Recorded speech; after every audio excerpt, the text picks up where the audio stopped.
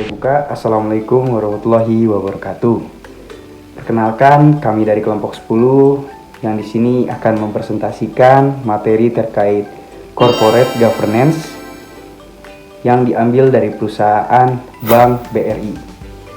Sebelumnya, perkenalkan dulu nama-nama kelompok kami. Saya Viko Dewangga.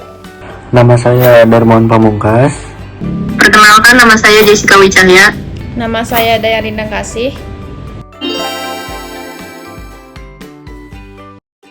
Penerapan tata kelola perusahaan yang baik (GCG) merupakan salah satu indikator penting bagi pemegang saham untuk menilai kinerja perusahaan dan meyakini bahwa perusahaan telah dikelola dengan baik serta diyakini mampu untuk melindungi kepentingan seluruh pemegang saham. BRI sebagai salah satu badan usaha milik negara atau yang biasa disebut BUMN dan juga perusahaan publik berkomitmen untuk terus meningkatkan penerapan tata kelola perusahaan yang baik dalam rangka memahami harapan dari setiap pemegang saham. Berikutnya ada 5 prinsip good corporate governance yang diimplementasikan oleh BRI. Yang pertama, transparansi. Yang kedua, akuntabilitas. Yang ketiga, responsibilitas. Yang keempat, independensi. Yang kelima, keadilan. Oke, selanjutnya kami akan membahas kebijakan GCG. BRI memiliki kebijakan internal yang mengatur tugas dan tanggung jawab pada setiap level organisasi, sesuai dengan prinsip-prinsip GCG dan peraturan yang berlaku.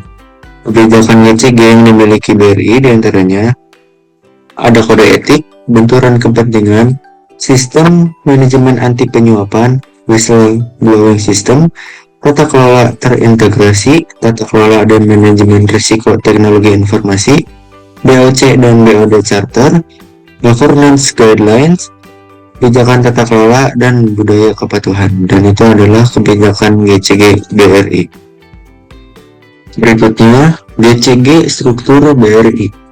Governance struktur terkait dengan kecukupan struktur dan infrastruktur GCG agar proses penerapan prinsip GCG menghasilkan outcome yang sesuai dengan harapan pemangku kepentingan perusahaan.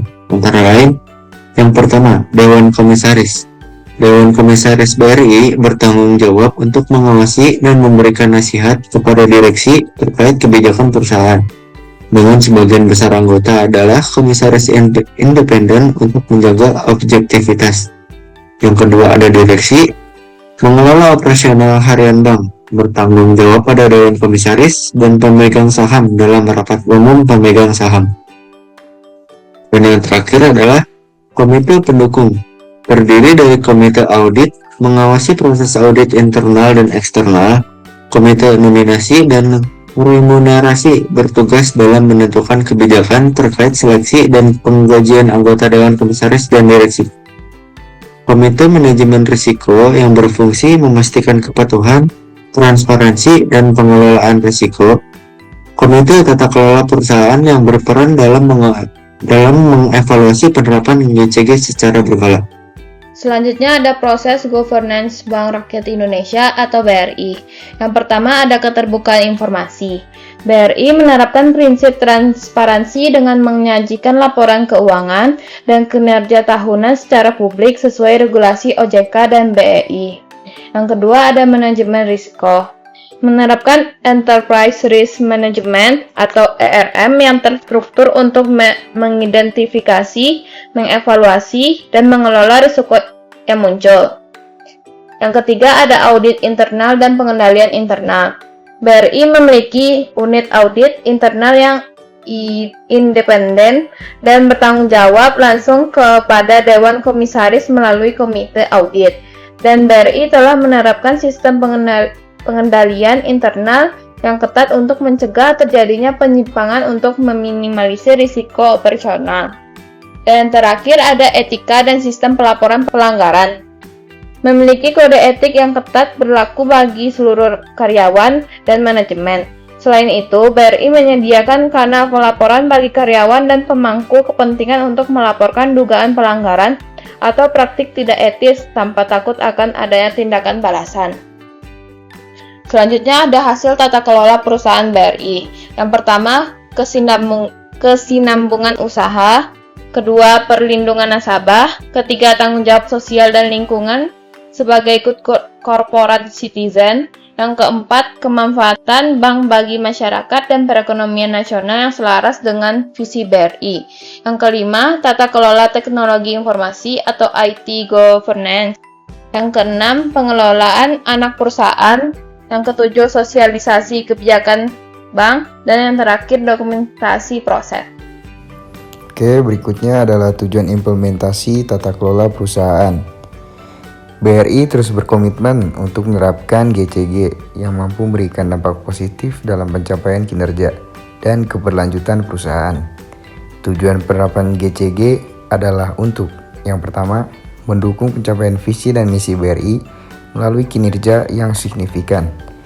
Yang kedua, memberikan pedoman bagi seluruh insan BRI dalam menjalankan tugas dan tanggung jawab sesuai dengan fungsinya dalam organisasi perusahaan. Yang ketiga, memberikan kepercayaan kepada pemegang saham dan pemangku kepentingan bahwa perusahaan dijalankan dan diawasi secara profesional. Yang keempat, mendukung penetapan kebijakan serta pengambilan keputusan yang diambil oleh manajemen berdasarkan prinsip-prinsip tata kelola perusahaan yang baik. Dan yang kelima, mewujudkan terciptanya good corporate citizen. Oke, berikut adalah kesimpulan dari seluruh materi terkait corporate governance dari Bank BRI. Jadi secara keseluruhan PT Bank Rakyat Indonesia atau BRI telah melakukan penerapan corporate governance yang cukup baik. Struktur organisasi dan mekanisme pengawasannya yang jelas, pengelolaan risiko yang memadai, serta komitmen terhadap transparansi dan akuntabilitas menjadi indikator utama yang menunjukkan bahwa BRI berusaha untuk mematuhi prinsip-prinsip corporate governance dengan baik. Mungkin itu saja presentasi terkait materi corporate governance yang dapat kami sampaikan. Mohon maaf bila ada kekurangan dalam presentasi atau materi. Kami tutup. Wabillahi taufiq wal hidayah. Wassalamualaikum warahmatullahi wabarakatuh.